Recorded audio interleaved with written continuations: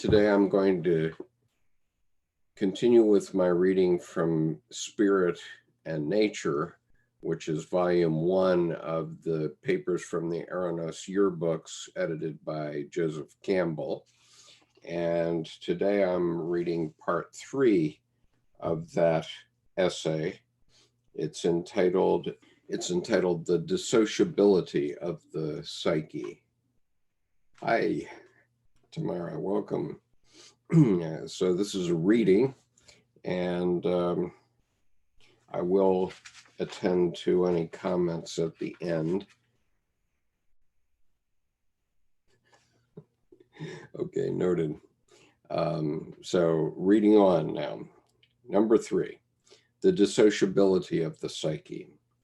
There is no a priori reason for assuming that unconscious processes must inevitably have a subject, any more than there is for doubting the reality of psychic processes. Admittedly, the problem becomes difficult when we suppose unconscious acts of the will.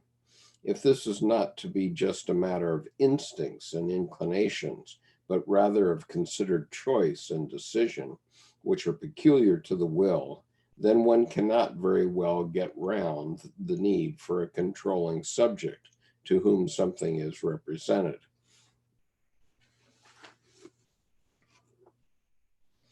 But that, by definition, would be to lodge a consciousness in the unconscious, though this is a conceptual operation which presents no great difficulties to the psychopathologist. He is familiar with the psychic phenomena. He is familiar with the psychic phenomenon that seems to be quite unknown to academic psychology, namely the dissociation or dissociability of the psyche. This peculiarity arises from the fact that the connecting link between the psychic processes themselves is a very conditional one.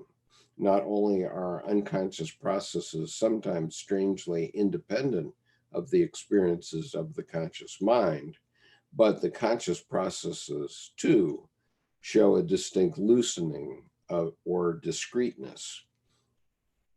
We all know of the absurdities which are caused by complexes and are to be observed with the greatest accuracy in the association experiment, just as the cases of double consciousness doubted by Wundt really do happen, so the cases where not the whole personality is split in half, but only smaller fragments are broken off, are much more probable and in fact more common. They constitute one of the age-old experiences of mankind, which is reflected in the universal supposition of a plurality of souls in one and the same individual. As the plurality of psychic components felt at the primitive level shows, the original state is one where the psychic processes are very loosely knit or by no means form a self-contained unity. Moreover, psychiatric experience indicates that it often takes only a little to shatter the unity of consciousness so laboriously built up in the course of development and to resolve it back into its original elements. This dissociability also enables us to set aside the difficulties that flow from the logically necessary assumption of a threshold of consciousness. If it is correct to say that conscious contents become subliminal through loss of energy, and conversely, that unconscious processes become conscious through accretion of energy, then if unconscious acts of volition are to be possible, it follows that these must possess an energy which enables them to achieve consciousness, or at any rate to achieve a state of secondary consciousness, which consists in the unconscious process being represented to a subliminal subject who chooses and decides. This process must necessarily possess the amount of energy required for it to achieve such a consciousness. In other words, it is bound eventually to reach its bursting point. If that is so, the question arises as to why the unconscious process does not go right over the threshold and become perceptible to the ego, since it obviously does not do this, but apparently remains suspended in the domain of a subliminal secondary subject. We must now explain why this subject, which is ex hypothesis, charged with sufficient energy to become conscious, does not, in its turn, push over the threshold and articulate with the primary ego consciousness. Psychopathology has the material needed to answer this question. This second consciousness represents a personality component which has not been separated from ego consciousness by mere accident, but which owes its separation to definite causes. Such a dissociation has two distinct aspects. In the one case, there is an originally conscious content that became subliminal because it was repressed on account of its incompatible nature. In the other case, the secondary subject consists essentially in a process that never entered into consciousness at all because no possibilities exist there of a perceiving it.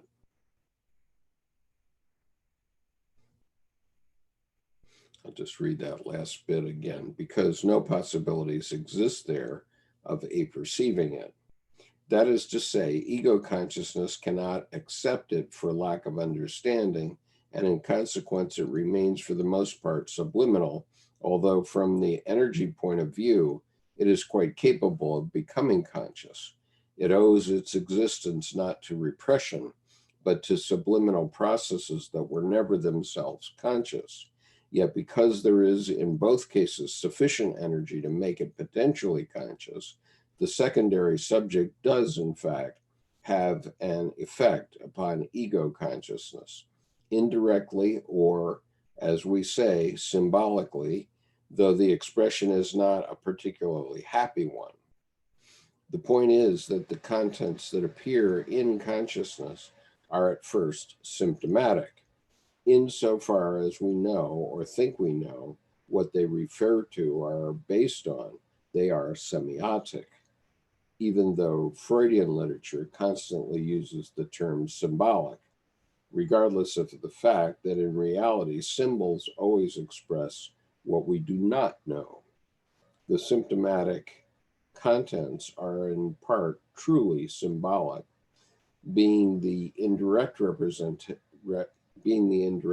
representatives of conscious states or processes whose nature can be only imperfectly inferred and realized from the contents that appear in consciousness. It is therefore possible that the unconscious harbors contents so powered with energy that under other conditions they would be bound to become perceptible to the ego. In the majority of cases, they are not repressed contents, but simply contents that are not yet conscious and have not been subjectively realized, like the demons and gods of the primitives or the isms so fanatically believed in by modern man. This state is neither pathological nor in any way peculiar. It is, on the contrary, the original norm, whereas the psychic wholeness comprehended in the unity of consciousness is an ideal goal that has never yet been reached. I just want to diverge for a second here. When Dr. Jung is referring to subjective, he's talking about an individual who's looking outward.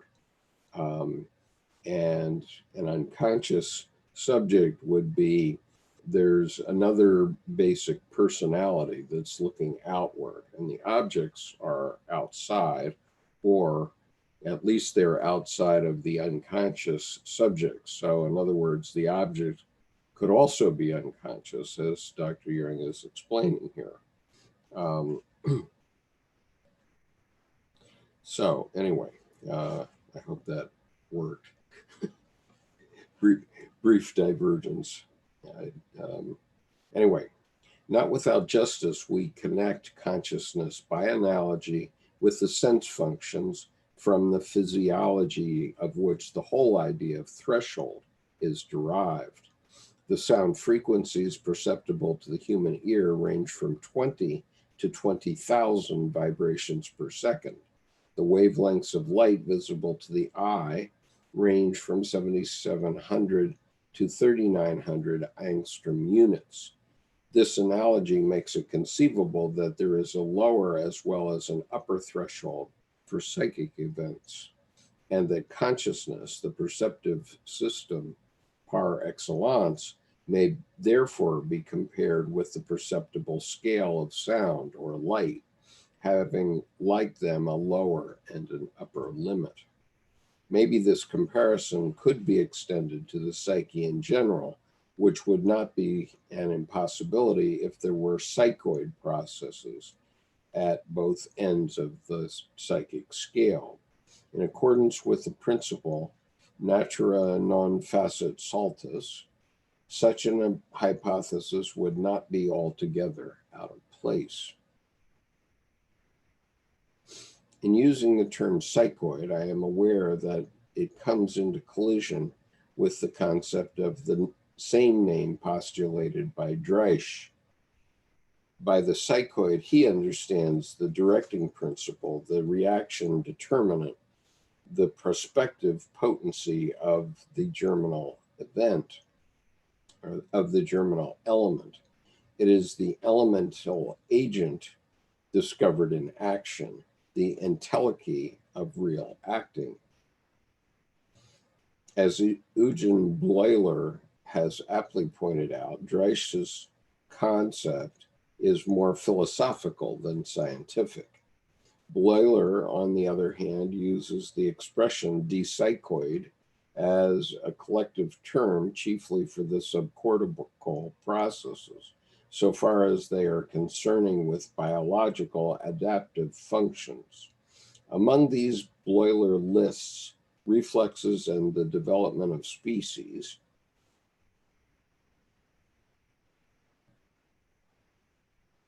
Among these, Bleuler lists reflexes and the development of species. He defines it as follows. The psychoid is the sum of all the purposive, mnemonic, and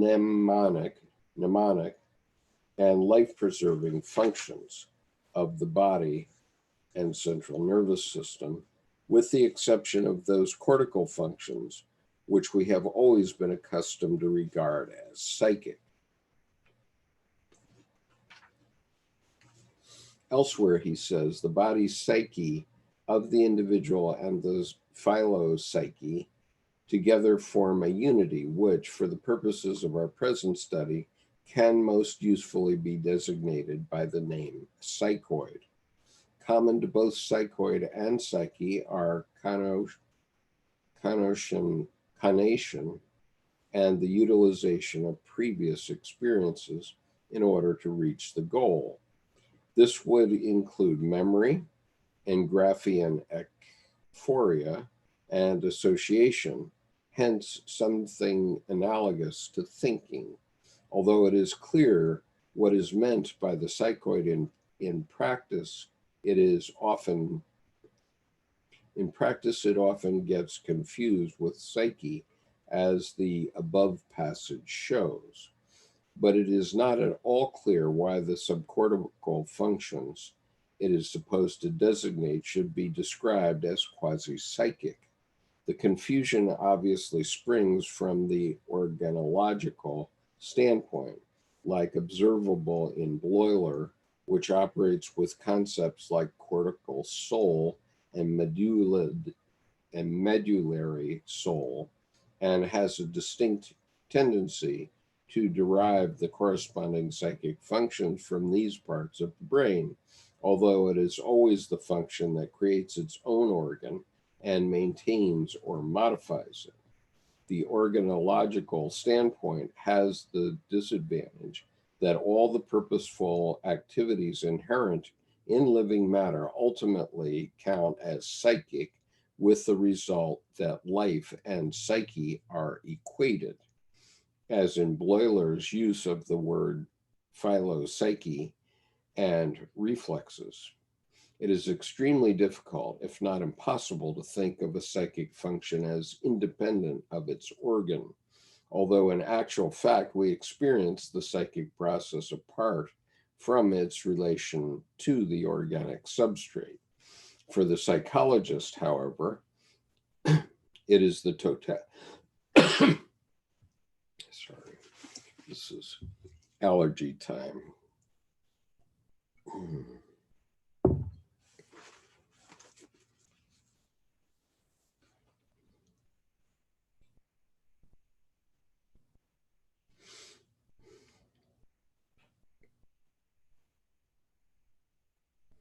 For the psychotherapist, however, it is the totality of these experiences which constitutes the object of investigation.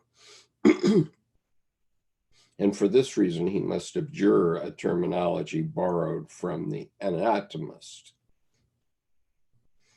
If I make use of the term psychoid, I do so with three reservations. Firstly, I use it as an adjective, not as a noun. Secondly, no psychic quality in the proper sense of the word is implied, but only a quasi-psychic one, such as the reflex processes possess.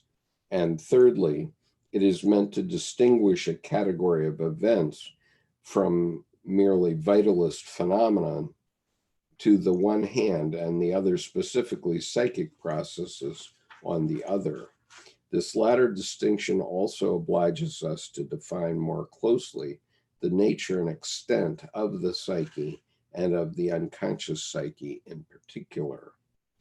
If the unconscious can contain everything that is known to be a function of consciousness, then we are faced with the possibility that it too, like consciousness, possesses a subject, a sort of ego. This conclusion finds expression in the common and ever recurring use of the term subconsciousness. The latter term is certainly open to misunderstanding, as either it means what is below consciousness or it postulates a lower secondary consciousness. At the same time, this hypothetical subconsciousness, which is immediately associated with superconsciousness, brings out the real point of my argument.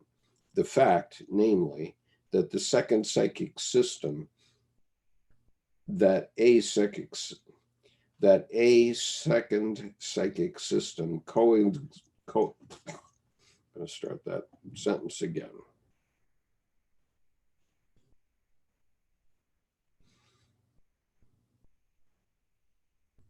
And it's a long one, so I'll start at the beginning. At the same time, this hypothetical subconsciousness, which is immediately associated with a superconsciousness, brings out the real point of my argument. The fact, namely, that a second psychic system coexisting with consciousness, no matter what qualities we suspect it of possessing, is of absolutely revolutionary significance in that it could radically alter our view of the world, even if no more than the perceptions taking place in such a second psychic system were carried over into ego consciousness. We should have the possibility of enormously extending the bounds of our mental horizon. Once we give serious consideration to the hypothesis of the unconscious, it follows that our view of the world can be but a provisional one. For if we effect so radical an alteration in the subject of perception and cognition as this dual focus implies, the result must be a worldview very different from any known before. This holds true only if the hypothesis of the unconscious holds true, which in turn can only be verified if unconscious contents can be changed into conscious ones. If, that is to say, the disturbances emanating from the unconscious, the effects of spontaneous manifestations of dreams, fantasies, and complexes, can successfully be integrated into consciousness by the interpretive method. There's a footnote. A special exception is taken to this superconsciousness by people who have come under the influence of Indian philosophy. They usually fail to appreciate that their objection only applies to the hypothesis of a subconscious, which ambiguous term I avoid using. On the other hand, my concept of the unconscious leaves the question of above or below completely open, as it embraces both aspects of the psyche. There's another footnote here. I can avail myself of the word psychoid all the more legitimately because, although my use of the term derives from a different field of perception, it nevertheless seeks to delineate roughly the same group of phenomenon that Bleuler had in mind.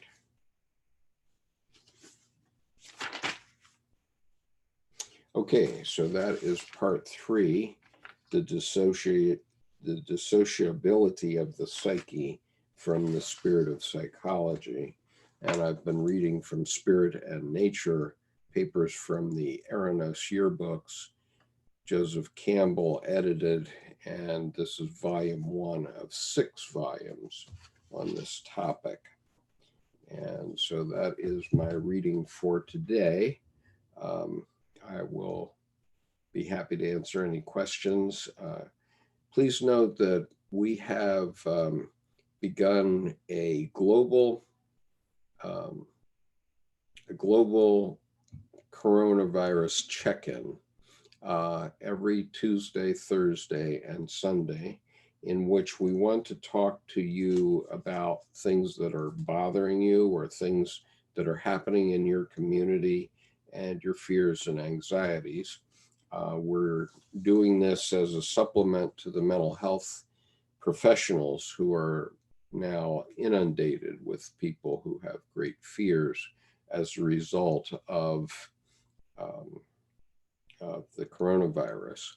And so our webinar for Thursday is at this address, and I will put the link here. You can join our conversation tomorrow. It takes place at 11 a.m. U.S. Eastern Time. That time is selected because it is a time that's reachable by about 75% of the world's population. So you can be on live, and then there will be replays on this YouTube channel. So the inaugural event took place yesterday, and you can see, let's see, I think I have an example of it. Okay, so the inaugural global check-in was yesterday, and you can see it as an example here. Yesterday we had people from 5 countries and from 8 United States participating with us, and we hope to have more than that tomorrow. So Tim Holmes and I will be sponsoring this session tomorrow at 11 a.m. U.S. Eastern Time, and you can use the link that I provided you, which is the first link on the chat, to access this check-in and let us know what's going on in your community. And so I look forward to seeing you then. Bye.